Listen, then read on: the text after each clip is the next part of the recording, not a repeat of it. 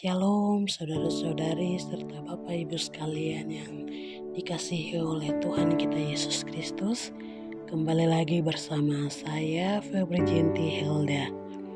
Pada kesempatan siang hari ini kami bersama-sama akan mendengarkan firman Tuhan yang terdapat di dalam 2 Tawarik pasal 26 ayat 1 hingga ayatnya yang kelima dengan judul perikop Raja Uzia. Namun sebelum itu kami akan bersatu dalam doa. 3. Bapa kami yang di surga, dikuduskanlah namamu. Terima kasih Tuhan, pada kesempatan siang hari ini kami mengucap syukur atas segala penyertaan serta perlindungan yang Kau berikan kepada kami sehingga kami dapat menjalani hari ini dengan penuh sukacita. Pada kesempatan ini kami berkumpul untuk mendengarkan firman kebenaran-Mu Tuhan. Terima kasih. Kami berdoa buat saudara kami yang di luar sana, dimanapun mereka berada, biarlah mereka dapat seperti kami membacakan firman Tuhan yang merupakan sumber pengetahuan bagi manusia. Dengan menjalani kehidupan, biarlah mereka juga dapat mengerti firman Tuhan yang akan kami bacakan bersama-sama serta merenungkannya.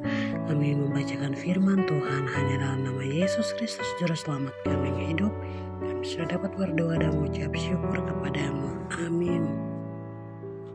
Ya baik saudara-saudari yang dikasihi oleh Tuhan kita Yesus Kristus, tiba saatnya kami akan mendengarkan sabda kebenaran Tuhan yang terdapat dalam 2 Tawarik pasal 26 ayat 1 hingga ayatnya yang ke-5. Ayat 1, segenap bangsa Yehuda mengambil Uzia yang masih berumur 16 tahun dan menobatkan dia menjadi raja, menggantikan ayahnya Amazia. Dan ayat yang kedua, ia memperkuat Elot dan mengembalikannya kepada Yehuda sesudah raja mendapatkan perhentian bersama-sama dengan nenek moyangnya.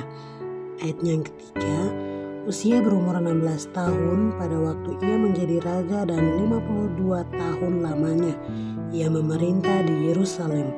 Nama ibunya ialah Yekholia dari Yerusalem. Ayat yang keempat, ia melakukan apa yang benar di mata Tuhan, tepat seperti yang dilakukan Amazia ayahnya. Ayat yang kelima, ia mencari Allah selama hidup. Zakaria yang mengajarkannya supaya takut akan Allah, dan selama ia mencari Tuhan, Allah membuat segala usahanya berhasil. Amin. Pembacaan firman Tuhan sampai di sini. Saudara-saudari, Bapak Ibu yang dikasihi oleh Tuhan kita Yesus Kristus, menurut pembacaan firman yang tadi sudah kami bacakan bersama-sama, di sini saya memberikan judul atau perikop, yaitu dan selama ia mencari Tuhan, Allah membuat segala usahanya berhasil. Kami boleh lihat bersama-sama di dalam 2 Tawarik pasal 26 ayat yang kelima bagian B. Di sana menjelaskan bahwa yang mengejarnya supaya takut akan Allah, dan selama ia mencari Tuhan, Allah membuat segala usahanya berhasil. Oke, kita masuk dalam saya akan menerangkan di sini. Uzia bisa dikatakan sebagai seorang raja yang luar biasa, memiliki nilai plus dibandingkan dengan rekan-rekan sebayanya, di mana dia menobatkan menjadi raja atas Yehuda pada usianya yang masih sangat belia, yaitu 16 tahun. Di sini sangat mustahil ya, seorang raja yang berusia 16 tahun. Itu kalau menurut perkiraan kita 16 tahun itu masih usia remaja atau masih usia kekanak-kanakan gitu. Jadi untuk menjadi seorang raja itu sangat mustahil. Tetapi kalau bagi Tuhan itu adalah suatu kenyataan yang terjadi pada Uzia untuk menggantikan ayahnya. Jadi ayahnya itu dulunya adalah seorang raja dan ayahnya telah meninggal sehingga diganti oleh anaknya. Nah, Ayahnya ini bernama Amesia. Ya, bila mengandalkan kekuatan sendiri dipastikan Usia tidak akan mampu menjalankan tugasnya sebagai raja. Nah, tetapi oleh karena Usia mengandalkan Tuhan dan melakukan apa yang benar di mata Tuhan, maka segala sesuatu yang dikerjakan dibuat Tuhan tuh berhasil. Jadi segala sesuatu yang Usia, seorang anak yang berumur 16 tahun ini, karena dia percaya bahwa Tuhan begitu mempercayakan dia untuk naik sebagai raja, sehingga segala sesuatu yang direncanakan oleh Usia, dia yakin dan percaya, sehingga Tuhan menyatakan segalanya yang direncanakan oleh Raja Usia. Usia muda tidaklah menjadi persoalan asal ia hidup dalam kebenaran. Kehidupannya pasti membawa dampak. Paulus pun menasihatkan hal itu kepada Timotius. Nasihat Paulus sebagai berikut: Janganlah seorang pun menganggap engkau rendah karena engkau muda.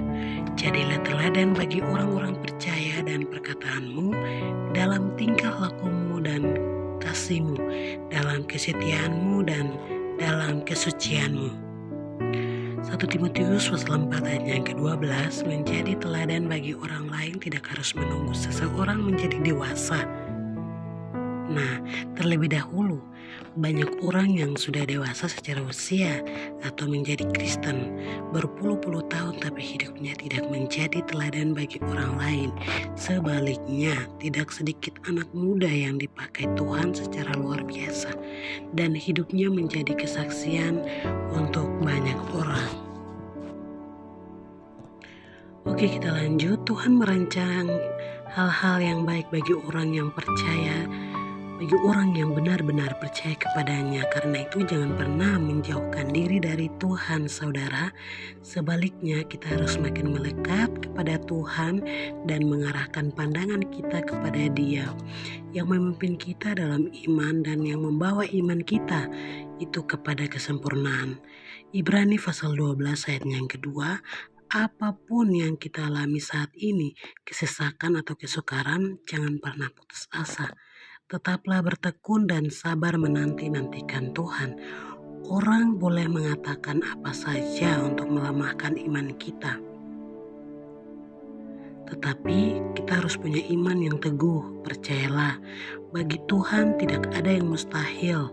Dunia mengukur keberhasilan seseorang dengan uang, kekayaan, atau jabatan, tetapi sesungguhnya seorang yang berhasil adalah orang yang hidup sesuai dengan kehendak Tuhan. Demikianlah firman Tuhan pada kesempatan hari ini. Kiranya saudara-saudari, Bapak Ibu sekalian dapat terberkati oleh firman yang sudah saya bawakan, serta sedikit pencerahan atau sedikit cerita mengenai dengan firman Tuhan tersebut. Terima kasih, kiranya Tuhan Yesus memberkati. Immanuel.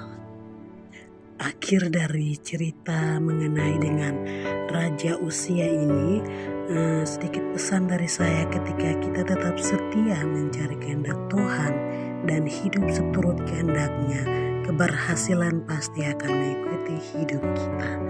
Amin. Saudara-saudari, marilah kita bersatu di dalam doa. 3.